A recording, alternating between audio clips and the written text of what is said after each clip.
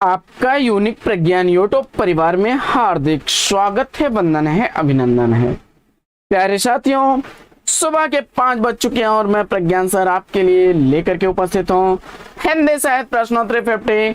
और जैसा कि आप जानते हैं प्रश्नोत्तरी 50 50 प्रश्नों के महत्वपूर्ण प्रश्नों के साथ आपके बीच आती है एक रिवीजन श्रृंखला के रूप में, जिसका मुख्य उद्देश्य है आपके अध्ययन का आपको रिवीजन कराना। तो साथियों, आज की प्रश्नोत्तरी 50 को प्रारंभ किया जाए उससे पूर्व देखेंगे आज का मॉर्निंग कोर्स। और आज का मॉर्निंग कोर्स है कि सक्सेस की सबसे बड़ी खास बात यह होती है कि वो मेहनत करने वालों पर फिदा हो जाती है।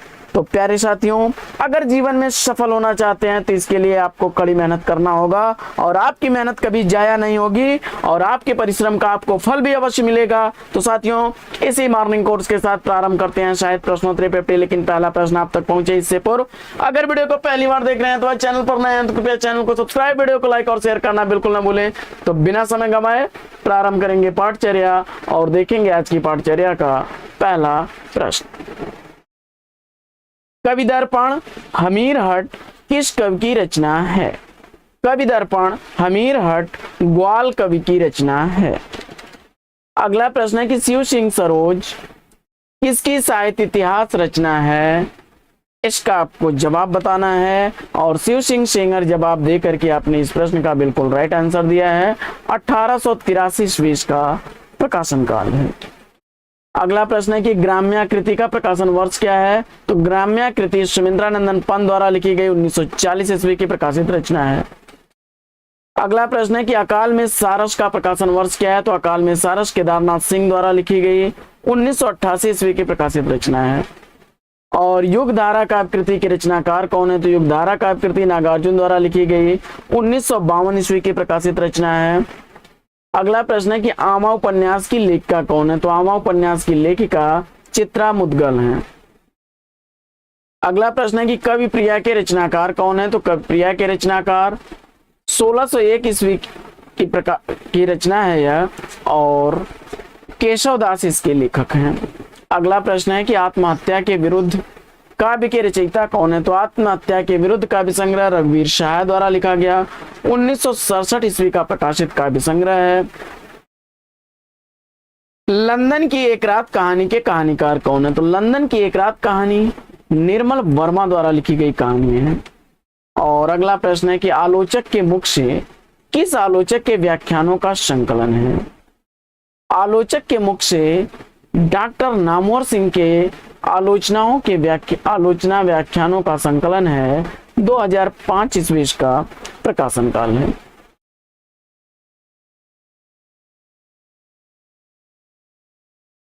आनंद कादम्बिनी पत्रिका का प्रकाशन कहां से होता था? तो आनंद कादम्बिनी पत्रिका का प्रकाशन मिर्जापुर से होता था। 1881 ईस्वी में इस पत्रिका का प्रकाशन प्रारंभ हुआ, जिसके संपादक थे बद्री नारायण चौधरी प्रेमगन। और अगला प्रश्न है कि आलोचना का विषय कवि नहीं कविता है, यह कथन किसका है? जवाब हो जाएगा टी.एस. इलियट का। अगला प्रश्न, विषाद मठ उपन्यास के उपन्यासकार कौन है? तो विषाद मठ उपन्यास रांगे राघव द्वारा लिखा गया 1946 ईस्वी का प्रकाशित उपन्यास है। अगला प्रश्न है कि पेशावर एक्सप्रेस कहानी के कहानीकार कौन है? तो पेशावर एक्सप्रेस कृष्णचंद्र द्वारा लिखी गई कहानी है। अगला प्रश्न, नागार्जुन की खड़ी बोली में सर्वप्रथम प्रकाशित रचना कौन सी है? तो नागार्जुन की खड़ी बोली में प्रकाशित रचना राम के प्रति सन 1935 ईस्वी में लाहौर से निकलने वाली साप्ताहिक पत्रिका विश्व बंधु में छपी थी। केवल मेरा नाम लो, काठ की तोप नाटकों के नाटककार कौन हैं? तो गिरिराज किशोर द्वारा लिखे गए दोनों ही नाटक क्रमशः केवल मेरा नाम लो 1984 ईस्वी, काठ की तोप 2001 ईस्वी की प्रकाशित रचना है। अगला प्रश्न, मनुष्य ही साहित्य का लक्ष्य है, यह कथन किसका है? तो यह हजारी प्रसाद द्विवेदी जी का कथन है। अगला प्रश्न है कि तोता झूठ नहीं बोलता, पढ़ो फारसी बेचो तो तेल नाटक के नाटककार कौन हैं? तो तोता झूठ नहीं बोलता, पढ़ो फारसी बेचो तेल नाटक नागबोडस द्वारा लिखा गया है, जिसमें तोता झूठ नहीं बोलता 1998 ईस्वी, पढ़ो फारसी बेचो तेल 2002 ईस्वी का प्रकाशित नाटक है। अगला प्रश्न है कि द्वंद्वात्मक भौतिकवाद सिद्धांत के प्रवर्तक कौन है? तो द्वंद्वात्मक भौतिकवाद सिद्धांत के प्रवर्तक कार्ल मार्क्स हैं। अगला प्रश्न है कि भाषा का जादूगर किसे कहा जाता है? तो भाषा का जादूगर शिव पूजन सहाय को कहा जाता है। अगला प्रश्न है कि शहर का व्याकरण भाषा की रात किस कवि की रचना है? शहर का व्याकरण भाषा की रात सुदामा पांडे धूमिल की रचना है। अगला प्रश्न है कि कश्मीर सुषमा जॉर्ज वंदना के रचयिता कौन है? कश्मीर सुषमा जॉर्ज वंदना श्रीधर पाठक की रचनाएं हैं। अगला प्रश्न है कि मिठाई वाला कहानी के कहानीकार कौन है? तो मिठाई वाला कहानी भगवती प्रसाद वाजपेयी द्वारा लिखी गई 1942 ईस्वी की प्रकाशित कहानी है। अगला प्रश्न है कि केसर कस्तूरी कहानी के कहानीकार कौन है? केसर कस्तूरी कहानी शिवमूर्ति की कहानी है। और लोक और आलोक नींद के बादल किसकी कृतियां हैं? तो लोक और आलोक नींद के बादल यह दोनों ही कृतियां केदारनाथ अग्रवाल की हैं। 1957 ईस्वी में लोक आलोक नींद के बादल 1947 ईस्वी की प्रकाशित कृतियां हैं। अगला प्रश्न है कि मुद्रा राक्षस ने रूसी नाटककार गोगोल के नाटक इंस्पेक्टर जनरल का हिंदी रूपांतरण किस नाम से किया? तो जवाब हो जाएगा आला अफसर। 1979 ईस्वी का प्रकाशित यह नाट्य रूपांतरण है। जादू की कालीन दुल्हन एक पहाड़ की नाटकों के नाटककार कौन है?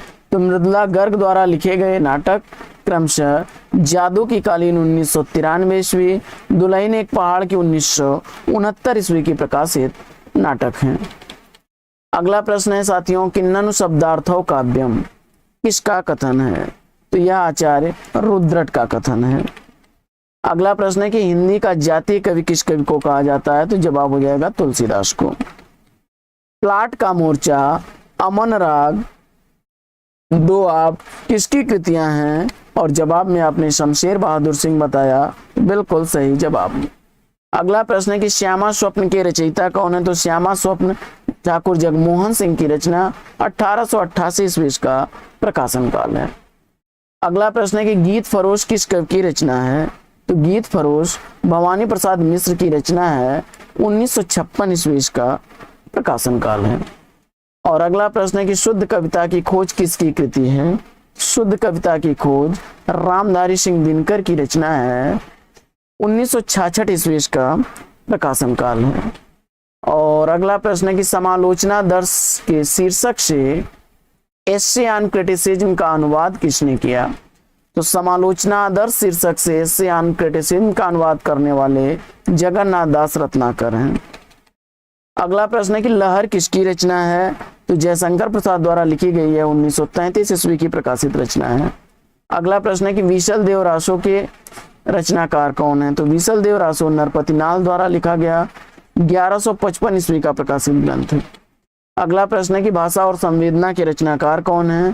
तो रामस्वरूप चतुर्वेदी द्वारा लिखा गया है। अगला प्रश्न, अनामिका काव्य कृति के रचनाकार कौन है? तो सूर्यकांत त्रिपाठी निराला की यह रचना है। और सिंहरण जयशंकर प्रसाद के किस नाटक का पात्र है? सिंहरण जयशंकर प्रसाद द्वारा चंद्रगुप्त नाटक का 1931 ईस्वी का प्रकाशन काल है। चंद्रगुप्त नाटक का पात्र है सिंहरण। अगला प्रश्न है कि डॉक्टर प्रशांत रेणु के किस उपन्यास का पात्र है? तो उत्तर हो जाएगा मैला आंचल 1954 ईस्वी। अगला प्रश्न है कि सौदामिनी उपन्यास के उपन्यासकार कौन है? सौदामिनी उपन्यास राधा चरण गोस्वामी द्वारा लिखा गया 1893 ईस्वी का प्रकाशित उपन्यास है। अगला प्रश्न है कि अक्षयवट जिंदा मुहावरे उपन्यास के लेखक कौन है? तो अक्षयवट जिंदा मुहावरे उपन्यास नासिरा शर्मा द्वारा लिखा गया उपन्यास है। और रामकृष्ण मिशन की स्थापना किसने की? तो रामकृष्ण मिशन की स्थापना स्वामी विवेकानंद ने की थी 1897 ईस्वी में।